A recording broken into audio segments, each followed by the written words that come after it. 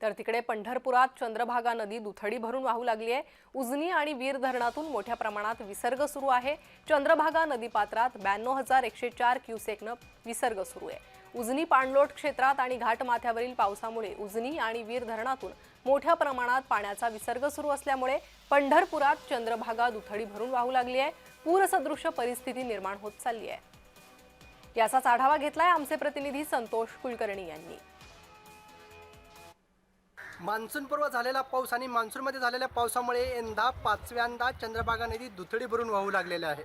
आपण पाहत असाल हे चंद्रभागेचं पात्र आहे आणि सध्या नदी दुथडी भरून वाहत आहे, कारण उजनी धरणातून आणि वीर धरणातून मोठ्या प्रमाणात पाण्याचा विसर्ग सुरू असल्यामुळे संगमेतून भीमा नदी पात्रात 90,294 क्युसेक्सने पाण्याचा विसर्ग सुरू आहे आणि त्यामुळे पंढरपुरात चंद्रभागा नदी 92,104 क्युसेक्सने वाहू लागलेले आहे।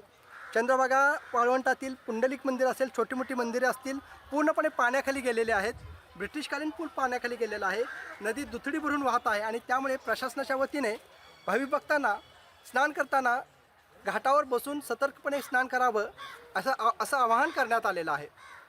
हवामान खात्याने महाराष्ट्रात जोरदार पाऊस होईल असं सांगितल्यामुळे, अंदाज वर्तवल्यामुळे जर पूर परिस्थिती निर्माण झाली तर नागरिकांचं कुठलेही हाल होऊ नये यासाठी पंढरपूर नगरपालिका प्रशासनाने जय्यत तयारी केलेली आहे, तयारी सुरू केलेली आहे।